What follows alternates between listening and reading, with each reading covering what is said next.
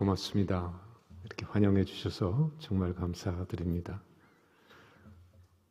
저하고는 아마 초면이실 텐데 이렇게 만나 뵙게 돼서 정말 반갑습니다. 아울러 회복 중에 계신 담임 목사님의 온전한 완쾌 속히 이루어지시기를 기원합니다. 저는 만남이란 말을 참 좋아합니다. 왜냐하면 삶의 참된 의미와 가치는 만남에서 비롯된다고 생각을 하기 때문입니다. 무엇을 만나든지 누구를 만나든지 마음을 다해서 진심으로 만나면 삶의 기쁨과 보람과 의미를 느낄 수 있습니다. 사람과의 만남은 물론이고요, 자연과의 만남, 먹고 있는 음식과의 만남, 예술과의 만남, 지식과의 만남, 진리와의 만남, 그리고 궁극적으로는 하나님과의 만남. 진심으로 깊이 만나면 우리는 삶의 기쁨과 보람과 의미를 발견할 수 있습니다. 그런데 하나님 외에 이 세상의 모든 것이 그렇듯이 만남에는 피할 수 없는 것이 두 가지가 있습니다. 그것이 뭔가 하면 만남에는 시작과 끝이 있다는 겁니다. 처음과 나중에 있다는 거죠. 이 세상의 만남은 아무리 좋은 만남이라도 시작이 있는가 하면 끝이 있습니다. 좋은 만남이 되려면 시작도 좋아야 하지만 끝도 좋아야 하는 것입니다. 사람들은 서로 처음 만날 때 인사를 하죠. 안녕하세요. 처음 뵙겠습니다. 만나서 반갑습니다. 라고 인사를 합니다. 미소를 짓기도 하고 악수를 하기도 하고 가볍게 서로를 안아주기도 합니다. 서양 사람들은 첫 만남, 첫 인사를 대개 헬로우 하고 하죠. 헬로우 하는 것은 처음 뵙겠습니다 라는 의미의 말이라고 볼 수 있죠. 그런데 사람들은 만났다가 헤어질 때도 그냥 가는 것이 아니라 헤어지는 인사말을 주고받습니다. 안녕히 가세요. 오늘 즐거웠습니다. 또 뵙기를 원합니다. 서양 사람들은 굿바이라는 말을 하죠. 안녕히 가시라는 말이죠. 어떤 의미에서 우리의 삶은 만나고 헤어지는 헬로우와 굿바이의 연속이라고 할 수 있습니다. 만나고 헤어지고 또 만나고 헤어지죠. 우린 하루에도 여러 사람과 또는 여러 대상과 만나고 헤어지기를 반복합니다. 인생의 긴 삶의 여정을 보더라도 수없이 많은 헬로우와 굿바이가 있습니다. 그러므로 좋은 만남이 되려면 헬로우와 굿바이를 잘해야 됩니다. 특히 굿바이를 잘하는 것이 필요합니다. 굿바이가 없으면 만남이 마무리가 되지를 않아요. 마음에 미련과 아쉬움이 남을 수도 있고 미움과 원망과 분노가 남을 수도 있습니다. 사람들과의 만남에서 미움과 또는 미련과 아쉬움이 남을 때가 있죠. 미련과 아쉬움. 조금 남는 건 괜찮지만 너무 많이 남으면 문제가 됩니다. 옛날 청년 시절에 마음속에서 좋아했던 아가씨 있었죠. 그때 좋아했던 오빠 있지 않았습니까? 찬양을 인도했던 통기타를 둘러매고 청바지를 입고 찬양을 했던 그 오빠. 마음에서 좋아했었죠? 그렇지만 그 오빠도 그 아가씨도 지금은 뭐 해야 될까요? 굿바이 해야 됩니다.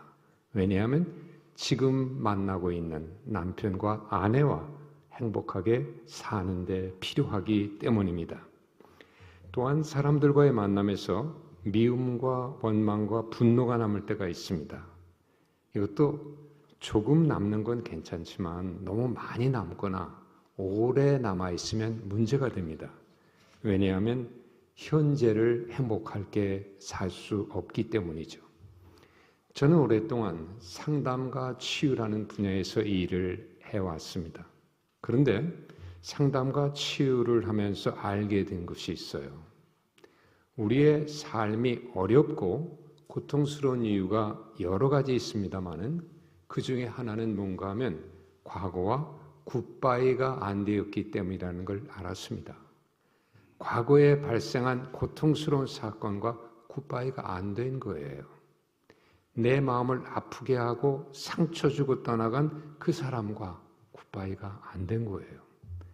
재산을 잃었거나 명예가 실추되었던 그때 그 일, 그 사건과 굿바이가 안 된 거예요. 그리고 내 곁을 갑자기 떠난 사랑하는 가족이나 친구와 굿바이가 안 된 거예요. 그래서 내 몸은 오늘이라는 이 시간에 존재하지만 마음은 자꾸 과거로 돌아갑니다. 과거에 머무르고 있죠. 그 결과 마음속에 두려움과 공포와 불안, 미움과 분노, 슬픔과 우울, 때로는 수치감과 죄책감 등이 생기게 되는 것입니다. 그러므로 오늘이 기쁘고 행복하기 위해서는 고통스러운 과거와 무엇을 해야 될까요? 굿바이를 해야 됩니다. 몇 년 전에 내 돈 떼먹고 도망간 그 인간, 그런 인간 있습니까? 없습니까? 생각하면 분노가 치밀고 욕이 나기도 하지만 그 인간과도 뭘 해야 될까요? 굿바이를 해야 됩니다. 그 사람을 용서하고 사랑하는 것까지는 어려운 일일지 모르겠습니다. 그러나 굿바이를 해야 합니다. 왜냐하면 오늘 내가 행복하기 위해서입니다. 나를 학대하고 내 것을 빼앗고 폭행했던 그 나쁜 놈의 스키 있죠. 그 스불나무 스키. 그 인간과도 뭘 해야 될까요? 굿바이를 해야 됩니다. 그 인간을 위해서가 아니에요. 누굴 위해서일까요? 나를 위해서요. 오늘 내가 살고 내가 행복하기 위해서 그 스불나무 스키와 굿바이를 해야 하는 겁니다. 욕을 하면 내 입이 더러워지는 것일까요? 맞아요. 욕은 되도록 하지 않는 것이 맞습니다. 그러나 욕을 하는 것보다 더 나쁜 것은 욕먹을 짓을 하는 그 스불나무 스키예요. 우리는 욕먹을 짓을 하지 않고 살아야 됩니다. 우리는 트라우마라는 용어에 익숙하죠. 트라우마라는 사건이 자주 발생하고 또 뉴스에 그 용어가 자주 보도되고 있기 때문입니다. 트라우마는 신체적으로나 정신적으로 심각한 상해, 죽음의 위협 등 충격적인 사건을 나타내는 말이죠. 이런 트라우마를 경험하면 우리는 신체만이 아니라 정신적으로 큰 어려움이 발생할 수 있는데 정신장애, PTSD라는 말 들어보셨죠? 이런 외상후 스트레스 장애 같은 문제가 생길 수 있습니다. 그러므로 오늘의 건강과 행복을 위해서는 트라우마와도 굿바이를 해야 하는 겁니다. 사랑하는 가족이나 친구를 죽음으로 잃어버린 사람들이 있습니다. 죽음의 이유도 다양하죠. 노화와 질병, 사고와 자연재해, 때로는 자살이라는 충격적인 사건으로 그렇게 잃어버리는 사람도 있습니다. 사랑하는 부모를 그렇게 잃어버린 사람도 있고 남편이나 아내를 그렇게 잃은 사람도 있습니다. 자녀나 친구를 그렇게 잃은 사람도 있지요.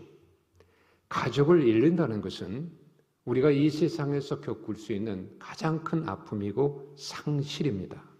왜냐하면 가족은 애착 대상, 1순위에 해당되기 때문입니다. 이런 경우 사람들은 내 곁을 떠난 그 사랑하는 사람, 고인을 마음으로서 보내주지 못하고 붙잡고 있는 경우가 많습니다. 물리적으로는 내 곁을 떠났습니다. 내 눈에 보이지 않는 대상이 됐습니다. 근데 마음으로는 떠나보내지 못하고 붙잡고 있는 거예요. 물리적인 현상과 심리적인 현상과 서로 다른 상태에서 충돌하게 되죠. 이럴 때 우리 마음속에 생기는 것이 있습니다. 우울증이에요.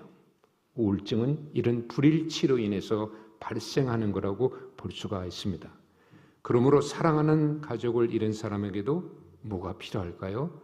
굿바이. 굿바이라는 것은 잘 보내줘라는 것이에요. 그것이 필요합니다. 사랑하는 가족을 잃는 것만 상실이 아니에요. 함께 살던 부부가 헤어지는 것도 상실이죠. 이혼은 두 사람만이 아니라 자녀들에게도 상실의 아픔을 남기게 됩니다. 내가 원해서 한 것이랄지라도 마음에 상처가 생길 수 있다는 것입니다. 그러므로 이런 사람에게도 뭐가 필요할까요? 굿바이. 말씀드린 것처럼 굿바이는 잘 보내주라는 거예요.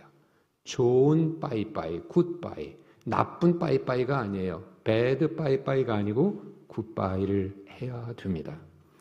건강을 잃고 재산을 잃고 명예를 잃는 것도 상실이죠. 어떤 사람은 주식에 큰 돈을 투자했다가 한꺼번에 날려버렸어요. 너무 속상하죠. 화가 나죠. 잠이 오지 않습니다. 어떤 사람은 자기의 실수로 또는 사람들의 공격과 오해로 상처를 받고 명예가 실추되는 경험을 했습니다. 너무나도 억울하고 화가 나는 일이죠. 그러나 그런 상실의 아픔에도 뭐가 필요할까요? 굿바이가 필요합니다. 오늘을 살기 위해서입니다. 오늘 내가 행복하기 위해서입니다. 여러분, 혹시 지금 제 얘기를 듣는 중에 생각나는 그 인간이 있을지 모르겠어요. 혹시 그 스볼라무스키가 생각나거든. 아니면 충격적인 사건이 생각나거든. 아니면 재산을 날려버렸던 그 아픈 기억이 떠오르거든. 아니면 가족 가운데 내 곁을 떠나간 그 슬픈 장면이 떠오르거든. 다 이제는 굿바이 하실 수 있기를 바랍니다. 자, 여러분 오른손 한번 올려보실까요? 손을 흔들어 보세요. 그리고 입으로 저를 한번 따라 하실까요? 굿바이, 굿바이, 굿바이. 네, 여러분 치유란 어떤 것일까요? 치유는 아프고 불행했던 과거와 굿바이 하는 겁니다. 과거에 발생한 트라우마 사건과 굿바이 하는 거예요. 치유 상담은 내담자로 하여금 고통스러운 과거와 굿바이 하도록 도와주는 것입니다. 제가 일하고 있는 치유상담연구원, 치유상담 대학교는 마음이 아픈 이들이 그렇게 굿바이 할 수 있도록 도움을 주기 위해서 세워졌습니다. 그리고 그렇게 도움을 줄 수 있는 상담자들을 양성하기 위해서 세워졌습니다. 고통스러운 과거와 굿바이가 되고 마음에 있는 상처가 치유되면 많은 변화가 나타납니다. 그런데 그 중에 중요한 변화가 하나 있는데 그게 뭔가 하면 지금 여기를 살 수 있는 능력이 향상되는 거예요. 지금 여기를 산다는 것은 뭘 말하는 걸까?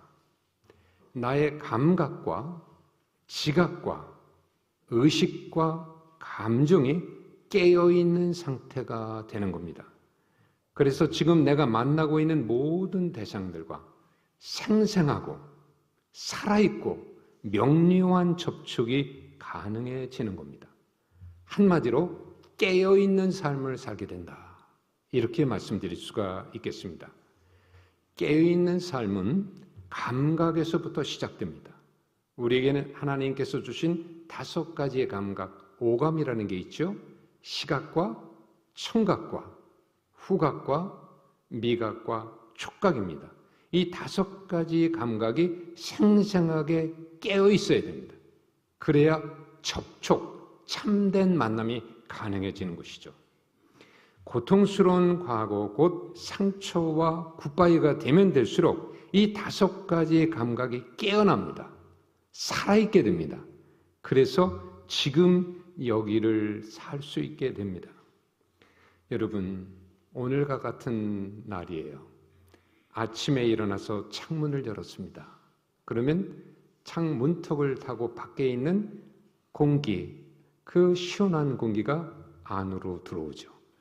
그 공기를 들이마시고 내쉴 때 자연스럽게 우리 입에서 나오는 말이 있습니다. 뭐라고 그럴까요? 아, 시원해. 아, 상쾌해. 내 몸에 살짝 소름이 돋을 수도 있습니다. 내 감각이 깨어 있는 거예요. 그 순간 내가 정말 그 공기를 만난 것입니다. 내가 지금 파란 하늘을 보고 있습니다. 요즘처럼 가을 하늘이죠. 지금 여기를 사는 사람은 그 하늘을 보고 그냥 지나가지 않습니다.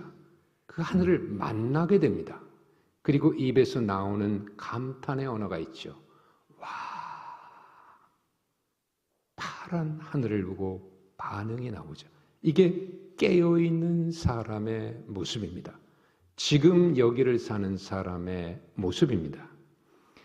아침 식탁 앞에 앉아 토스트 한 쪽을 먹으며 커피 한 잔을 마십니다. 오늘 제가 일찍 서울에서 출발하면서 그렇게 토스트 한 쪽에 커피 한 잔을 마시고 왔습니다. 지금 여기를 사는 사람은 단지 먹기만 하지 않습니다. 토스트의 맛과 커피 향을 즐기지요. 토스트를 씹으면서 여러분은 거기에 뭘 발라 드시는지 모르지만 저는 버터와 잼을 바르기도 하고 오늘은 거기다가 달콤한 사과를 좀 얇게 썰어서 같이 얹어놓고 양쪽으로 엎어서 입에 넣고 씹어 먹는데 얼마나 맛있는지 모르겠어요. 사과가 들어가니까 참 다르더라고요. 여러분 한번 해보세요. 해보신 분도 있을지 모르겠지만 그걸 꼭꼭 씹어가지고 그것을 입에서 거의 삼키기 직전 거의 물과 같이 된 그 순간에 뭘 마실까요? 커피죠. 경험이 다 있으시잖아요. 따끈한 커피가 입에 들어가서 그 음식물 녹은 것과 섞일 때 느껴지는 그 감촉, 그걸 꿀떡 삼키잖아요. 그럼 그것이 내 식도를 타고 쭉 내려가서 내 위에 안착을 할 때 느껴지는 그 즐거움, 그 행복감. 여러분, 제가 말씀드리고 싶은 것은 이겁니다. 지금 여기를 살면 우리의 감각이 그렇게 깨어 있으면 토스트 한쪽에도 행복할 수 있다는 거예요. 그러나 지금을 놓치면 그 행복을 못 느끼게 됩니다. 토스트를 먹으면서 1년 전에 있었던 그 스불나무 스키를 생각하는 거예요. 토스트의 맛이 느껴집니까? 네, 지금 커피를 마시면서 한 달 전에 있었던 내게 상처 줬던 그 사람의 그 말을 계속 생각해. 커피 향이 느껴집니까? 굿바이 해야 되는 겁니다. 그래야 우리는 지금을 살 수 있고 지금을 행복하게 살아갈 수 있는 겁니다. 과거와 굿바이가 안 되면 지금을 살 수가 없습니다. 몸은 지금 여기에 있지만 생각과 의식과 감각이 과거에 가 있기 때문이죠. 우리의 생각과 의식이 과거를 맴돌고 있을 때 나타나는 감정들이 있는데 그게 뭔가 하면 미움과 아쉬움과 후회, 원망과 분노와 같은 겁니다.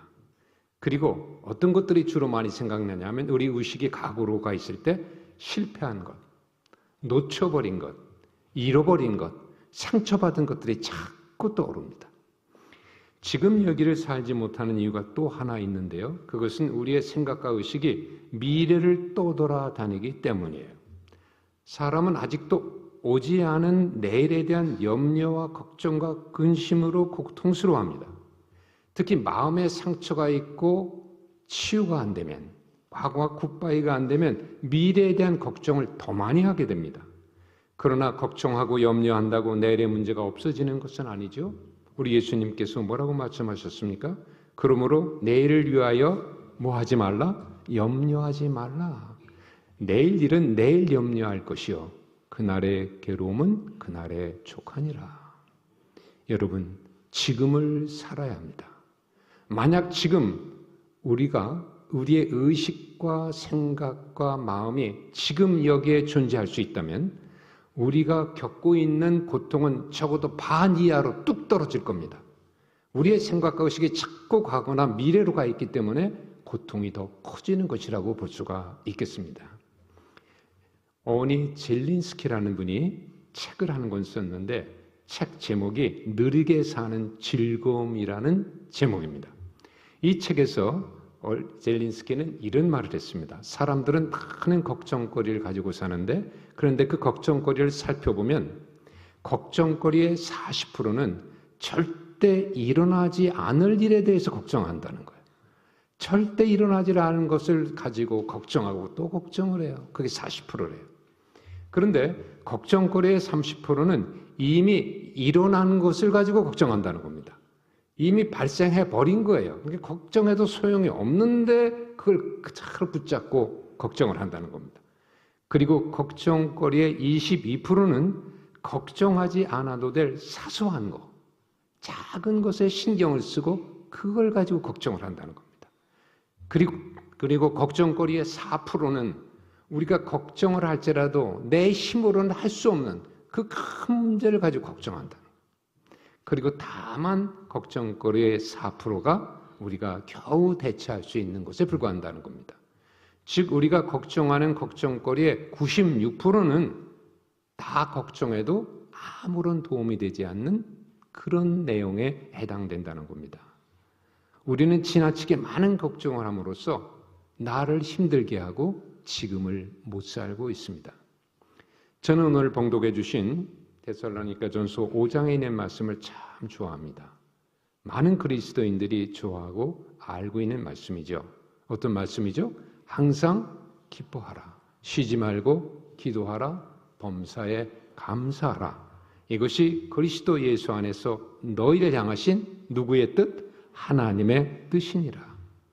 깊고 심오한 지혜가 담겨 있는 말씀입니다. 이 말씀 속에는 우리가 좀 더 행복해질 수 있는 그런 지혜가 담겨 있습니다. 그러나 이 말씀 속에 들어있는 그 속 깊은 뜻을 이해하고 알아차리는 데는 어려움이 있었습니다.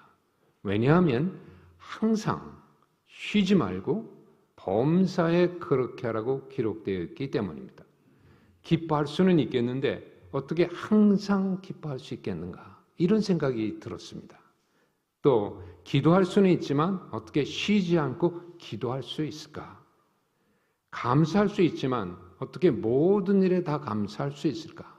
지금 내 몸이 아픈데 내 아들, 내 딸이 시험에 불합격했는데 어떻게 감사할 수 있을까? 그래서 이 말씀을 볼 때에 저에게는 실천하기에 너무 어렵고 불가능한 일이 아닌가 하는 생각을 해본 적이 있습니다. 그런데 이 말씀을 계속 보고 묵상하는 중에 깨닫게 된 것이 있습니다. 이 말씀의 속뜻을 이해하고 실천하기 위해서는 시간에 대한 인식, 곧 지금 여기에 깨어 있어야 한다는 걸 알게 됐습니다. 저는 그것을 지금의 영성이라고 부릅니다. 지금의 영성이란 뭘까? 앞에서 잠깐 언급했습니다마는 지금의 영성은 나의 감각과 지각과 의식이 깨어서 지금 이 순간을 생생하게 살아가는 능력을 말합니다. 생생하게 살아가야 됩니다. 애매하거나 몽롱하게 살아가는 것이 아닙니다. 맛있는 음식을 먹을 때 와 하는 느낌으로 매 순간을 살아가는 것이 생생하게 살아가는 겁니다.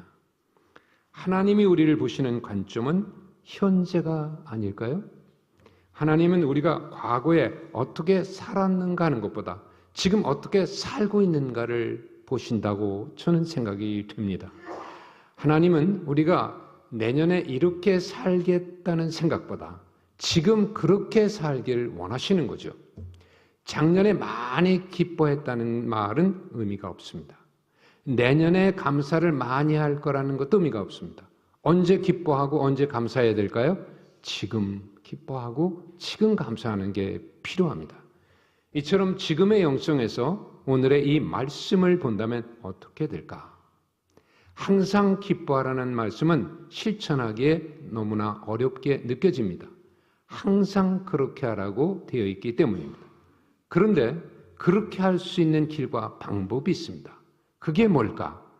지금입니다. 지금 기뻐하면 항상 기뻐하는 것이 되는 겁니다. 왜 그러신가요? 왜 그런가 하면 모든 시간은 미래로부터 흘러와서 내가 서 있는 이 지금이라는 지점을 통과하고 과거로 흘러가는 거죠. 모든 시간은 미래로부터 옵니다. 그런데 그 시간은 항상 내가 서 있는 현재 이 지점을 통과합니다. 그리고 과거로 갑니다. 그러므로 내가 서 있는 지금 이 순간에 기뻐하면 나는 모든 시간에 다 기뻐하는 것이 되는 겁니다. 시간은 계속 내 앞을 지나가기 때문이죠. 그러므로 걱정할 필요가 없습니다. 내일도 기뻐할 수 있을까? 모레도 기뻐할 수 있을까? 걱정할 수가 없습니다. 언제 기뻐하면 되는 걸까요? 지금 기뻐하면 되는 거예요. 지금 예배드리고 있는 이 순간 기뻐하면 나는 항상 기뻐하는 것이 되는 겁니다. 찬양하고 있는 이 순간 내가 기뻐하고 있다면 나는 항상 기뻐하는 것이 되는 겁니다. 마찬가지예요. 쉬지 말고 기도하는 것은 어려운 일입니다. 그러나 그렇게 할 수 있는 길과 방법이 있습니다. 언제 기도하면 되는 걸까요? 지금 기도하면 되는 것입니다. 지금 기도하면 쉬지 않고 기도하는 것이 되는 거예요. 왜냐하면 모든 시간들은 미래로부터 지금을 통과하고 과거로 가는 것이기 때문입니다. 물론 기도는 하루 종일 입술을 움직여서 말하는 것을 의미하지 않습니다. 기도에서 무엇보다도 중요한 것은 하나님이 지금 이 자리에 여기에 임재해 계신다는 것, 그걸 알아차리는 겁니다. 이걸 하나님의 현존의식이라고 그러죠. 내가 어디에 가든 무엇을 하든 그 순간 지금 거기에 계시는, 여기에 계시는 하나님의 현존을 알아차리고 있다면 나는 지금 그리고 쉬지 않고 기도하는 것이 되는 겁니다. 마찬가지입니다. 모든 일의 범사에 감사하는 것은 어렵고도 힘든 일이죠. 그러나 그렇게 할 수 있는 방법과 길이 있습니다. 언제 감사하면 되는 걸까요? 지금입니다. 지금 감사하면 항상 범사에 감사하는 것이 되는 겁니다. 그러므로 지금 기뻐하고 지금 기도하고 지금 하나님의 현존을 알아차리고 지금 감사하면 됩니다. 이것이 지금의 영성이에요. 이런 깨달음을 얻게 되었을 때 얼마나 기쁘던지요. 저는 아침에 출근하기 위해서 차에 시동을 걸고 앉아서 이 기도를 드립니다. 하나님, 지금 기뻐합니다. 지금 하나님이 여기에 현존하는 것을 알아차립니다. 하나님, 지금 감사합니다. 지금이 중요한 거죠. 과거는 이미 지나간 거예요. 그것은 기억에 있을 뿐 체험할 수 있는 시간이 아닙니다. 미래도 마찬가지지요. 미래는 기대와 예측 속에 있을 뿐 역시 체험할 수 있는 시간이 아닙니다. 가장 분명하고 확실하게 체험할 수 있는 순간의 시간은 바로 지금뿐입니다. 시간은 언제나 미래로부터 흘러와서 지금을 만나고 과거로 흘러가는 것이죠. 우리는 그걸 세월이라고 말합니다. 그래서 나이를 먹고 한 해 두 해 늙어가는 것이죠. 검은 머리가 흰 머리로 바뀌고 얼굴에 주름이 생길 수도 있습니다. 그런 노화는 온몸에 나타날 수도 있죠. 저는 2년에 또는 3년에 한 번씩 안경점에 가서 시력 검사를 하고 안경을 바꿨습니다. 시력이 자꾸 감퇴하기 때문이죠. 저는 집에서 제 아내와 함께 소파에 앉아 TV 드라마를 보다가 잠깐씩 마음이 불편해지는 순간이 있어요. 왜 그러는가 하면 제가 자꾸 물어보거든요. 뭐라고 그랬어? 두 사람 대화가 잘 안 들리는 거예요. 제가 이 청각이 기능이 좀 떨어진 거죠. 조금 전에 뭐라고 그랬어? 그러면 제 아내는 처음에는 잘 가르쳐줘요. 근데 계속 물어보니까 이제 나에게 말해주다가 자기도 못 듣게 되잖아요. 그러니까 좀 짜증이 나는 거 봐요. 그만 좀 물어보라고 그래요. 근데 그 말이 그렇게 섭섭할 수가 없어요. 그런데 저는 제가 좀 나이가 들었다는 것을 실감하게 되는 때가 있는데요.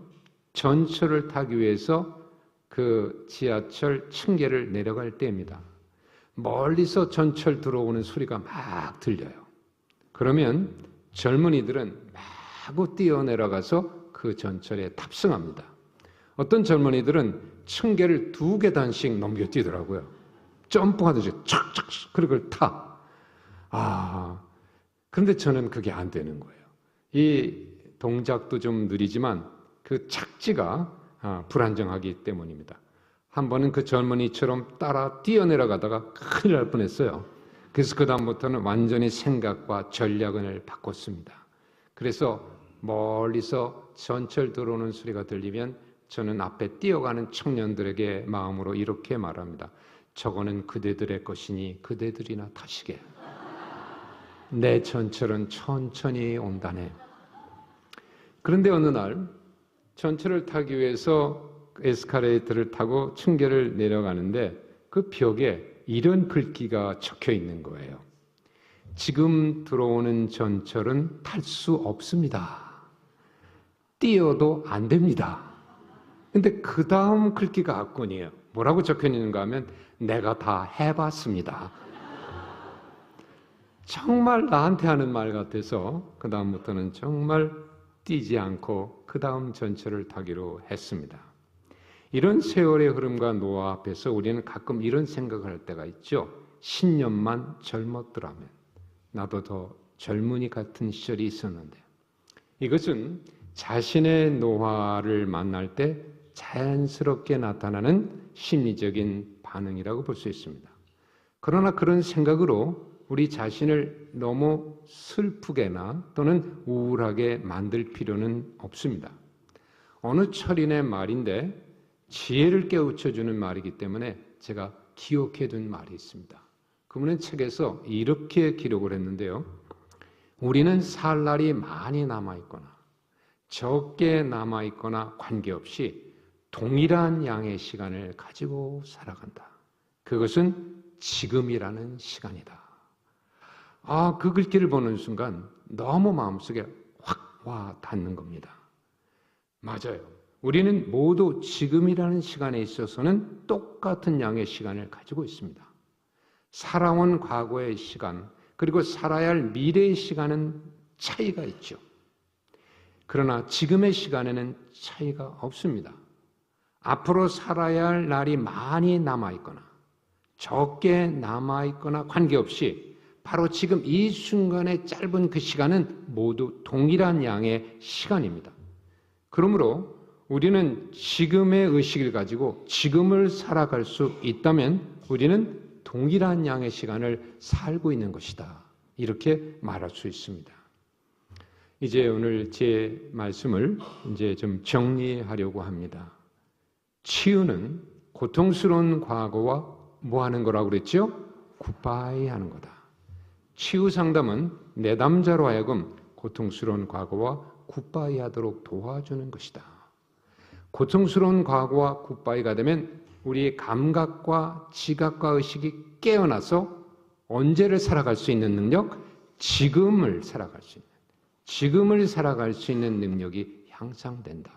이것이 지금의 영성이다. 오래전에 방영됐던 영화 중에 죽은 시인의 사회라는 영화가 있었습니다. 그 영화를 보신 분들은 기억하실 텐데요. 영화의 주인공인 키딩 선생님이 학생들에게 했던 말, 카르페 디엠이란 말이죠. 카르페 디엠. 이 말은 라틴어인데요. 이 말의 뜻은 뭐냐면 이 날을 잡아라는 것입니다. 이 순간을 놓치지 말고 잡아라. 영화에서 키딩 선생님은 자기 제자들에게 이렇게 말합니다. 지금 이 순간에 충실해라. 이 순간을 놓치지 말아라. 이 현재라는 이 순간을 즐겨라. 이렇게 말합니다. 카르페 디엠은 지금의 삶을 강조하는 하나의 슬로건이라고 생각이 됩니다. 데살로니가 5장에는 우리를 향하신 하나님의 세 가지 뜻, 곧 행복에 이르는 지혜가 있다고 했죠. 항상 기뻐하라. 쉬지 말고 기도하라. 범사에 감사하라. 그러나 그렇게 하는 것은 너무나 어렵고도 힘든 일입니다. 왜냐하면 항상 쉬지 말고 범사에 그렇게 하라고 기록되어 있기 때문입니다. 하지만 그렇게 할 수 있는 길이 있습니다. 그게 뭘까요? 여러분 한번 대답해 보시기 바랍니다. 항상 기뻐하려면 언제 기뻐하면 됩니까? 지금입니다. 쉬지 않고 기도하려면 언제 기도하면 됩니까? 지금입니다. 범사에 감사하려면 언제 감사하면 됩니까? 역시 지금입니다. 지금. 세 번 지금입니다. 저 한번 따라 하시죠. 지금.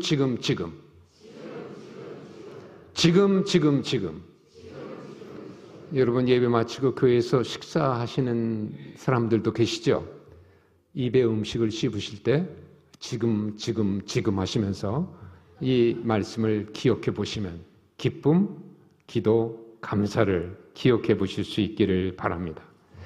여러분, 지금이라는 시간 속에는 나이도 없고 연령도 없습니다. 젊음도 없고 늙음도 없죠. 나이는 우리의 생각과 의식이 과거나 미래를 맴돌고 있을 때 떠오르는 것입니다. 지금의 시간 속에는 나이가 없어요. 너와 나와 너라는 존재와 만남이 있을 뿐입니다. 따라서 지금이라는 시간 속에서는 20, 30대의 청년과 7, 80대의 노년이 친구가 될 수가 있는 겁니다. 우리 모두 지금의 영성을 지닐 수 있다면 세대의 차이에서 오는 불평등이나 소외감은 극복할 수 있을 것입니다. 이제 말씀을 끝내려고 합니다. 고린도전서 4장 20절에는 이런 말씀이 있습니다. 하나님의 나라는 말에 있지 않고 오직 능력에 있습니다. 옛날 고린도에 살던 헬라 사람들은 말이 많고 말을 잘했습니다. 그들은 헬라의 철학과 문화를 가지고 있었기 때문에 유식한 말, 그럴듯한 말을 참 잘했습니다. 따라서 당시에 말로는 그들을 당해낼 재간이 없었죠. 그러나 문제가 있었습니다. 그들의 말에는 능력이 없었던 것입니다. 말이 그냥 말로 끝나는 경우가 많았죠. 사도 바울은 그들 향해 이렇게 외쳤습니다. 하나님의 나라는 말에 있는 것이 아니라 능력에 있는 것이라. 내가 추구하는 것은 말이 아니라 능력이라. 여러분, 능력이란 뭘까요? 능력은 말이 단지 말로 그치지 않고 현실이 되는 겁니다. 말이 현실이 되어 실체로 드러나는 것. 그 대표적인 현상이 예수님의 성육신 사건 아닙니까? 말씀이 육신이 되셨죠. 저는 오늘 우리에게 주신 이 하나님의 말씀이 우리에게 능력이 될 수 있기를 바랍니다. 이 말씀이 우리의 삶이 될 수 있기를 바랍니다. 그래서 지금의 영성을 가지고 지금 기뻐하고 지금 기도하고 지금 감사하는 삶이 계속될 수 있기를 바랍니다. 다시 한번 기억하는 의미에서 말씀해 보시기 바랍니다. 항상 기뻐하려면 언제 기뻐하면 됩니까? 지금입니다. 쉬지 않고 기도하려면 언제 기도하면 됩니까? 지금입니다. 범사에 감사하려면 언제 감사하면 됩니까? 지금입니다. 지금 3번 지금입니다. 기도하시겠습니다. 하나님, 이 귀한 말씀 항상 기뻐하고 쉬지 않고 기도하고 범사에 감사하라는 말씀을 이 시간 우리에게 주셔서 너무나도 고맙습니다. 이제 우리가 살아온 과거와 우리가 지나온 이전 삶 속에 아무리 아프고 고통스러운 일이 있었을지라도 이제는 굿바이 할 수 있도록 도와주시고 거기서 벗어나서 지금을 살 수 있는 지금의 영성을 허락해 주시옵소서. 그래서 매 순간마다 지금 기뻐하고 지금 기도하고 지금 감사하는 삶이 이어지게 해 주옵소서. 예수님의 이름으로 기도드리옵나이다. 아멘.